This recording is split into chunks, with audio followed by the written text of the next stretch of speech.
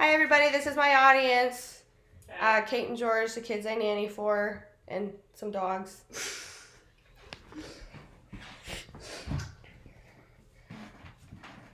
Okay.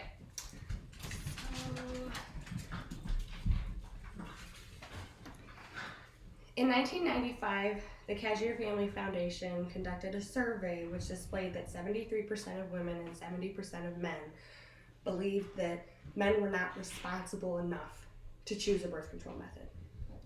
In our society today, even though gender equality is being realized, the responsibility, the cost, the side effects of birth control, plus the monitoring of safe sex and possible pregnancies is almost always falling on the woman.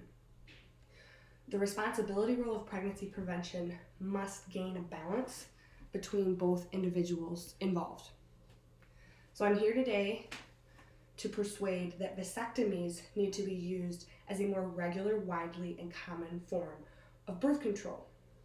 The reason I'm arguing for vasectomies is because, according to doctors and research, they are the best and most effective form of birth control other than abstaining from sex. And also, only 1 in 2 women out of 1,000 will get pregnant after 1 year following the procedure. Also, vasectomies, after the procedure, men have little to no side effects, and it is a simple procedure that is safe and reversible.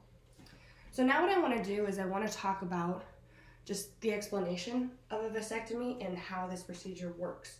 So the male has 2 tubes that allow the sperm to move, and those are referred to as vas deferens.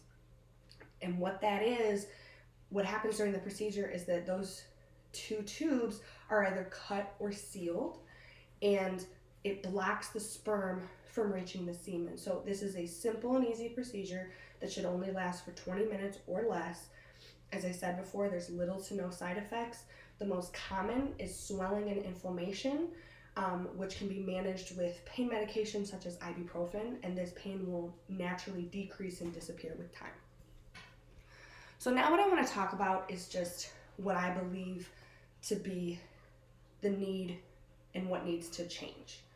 Because the problem is that birth control is generally a greater expense for women than it would be for men, even if they were the ones that were financially responsible.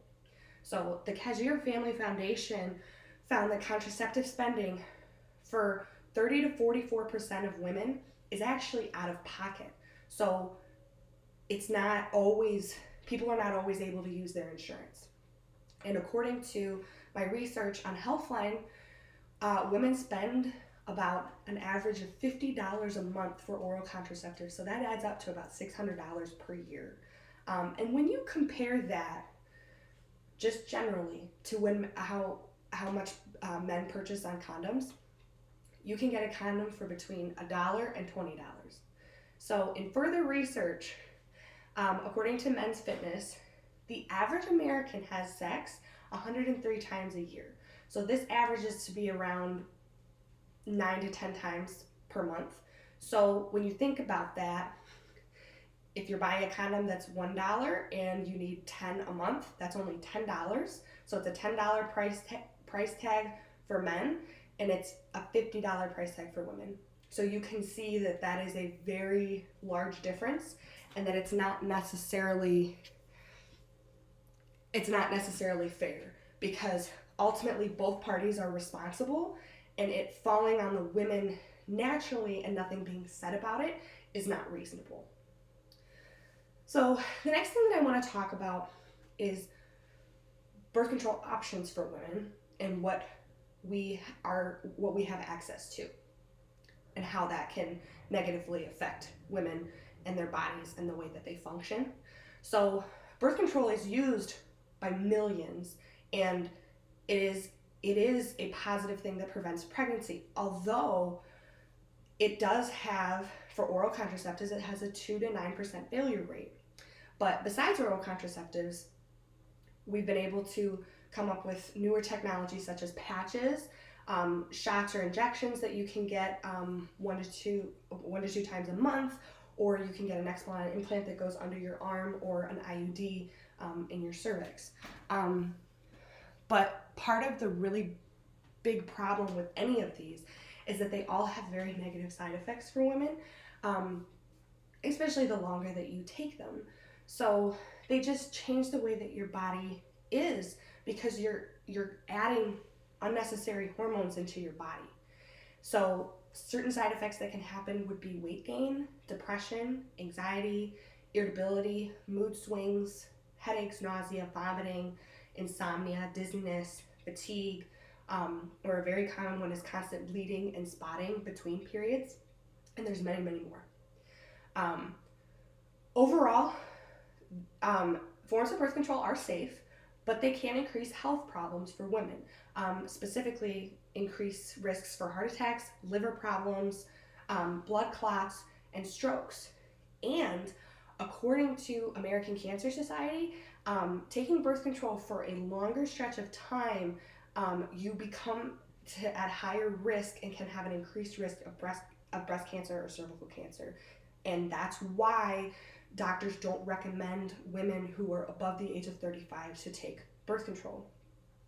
So when you think about it and the whole picture, if a woman were to start taking birth control in any form at age 18 and stop when she turns 28, let's say because she's getting married and she wants to have kids, that's a 10-year period of being on birth control. And that is a very long time for somebody to keep putting hormones into their body that are unnecessary, and they're having bad side effects due to those hormones.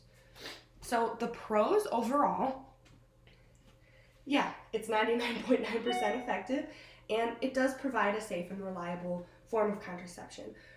But based on all the cons that I just explained, at what cost? So the way that I believe that the problem can be solved is by looking towards birth control options for men. There's actually a 0.15% failure rate, which is a lot less than it is for oral contraceptives. It's a 0.15 failure rate for vasectomies. And the average cost for a vasectomy is $86, and this is for over a 10-year period. So when you think about it this way, if you absolutely share the cost with your partner, have somebody pay for the procedure, and then maybe have somebody pay for condoms for the whole year. And that allows you to share the financial responsibility. But even if condoms cost $200 for the whole year, $286,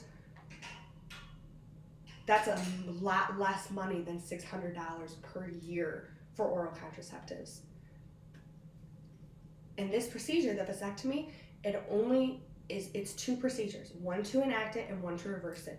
And it is reversible, and there's a 95% positive outcome of reversal. And as I said, there's little to no side effects during the procedure or after the procedure. Overall, I just want to talk about the benefits of this solution. It provides a decreased amount of side effects and hormone intake for women, and still, even though men would be getting vasectomies, it still provides little to no side effects for men. And according to medical research and doctors' explanations, it's actually the most reliable method of birth control and prevention of pregnancy other than abstinence. So it's really the best possible choice. Also, it's an excellent and reasonable cost for the procedure and for how long that it lasts over the course of 10 years. And it allows both parties to be financially responsible and to carry the burden together, and it's allowed to be shared more equally.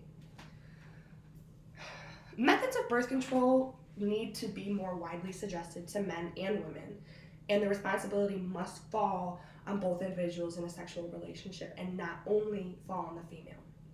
Vasectomies need to be more encouraged as a short and long-term method. During sexual relationships, it always involves two people, and a pregnancy prevention in any form is smart, and it's a common thing to do for planning purposes and safety. And it will always take two, and therefore men need to consider the fact that they should be just as involved, committed, and responsible in taking charge of a birth control plan.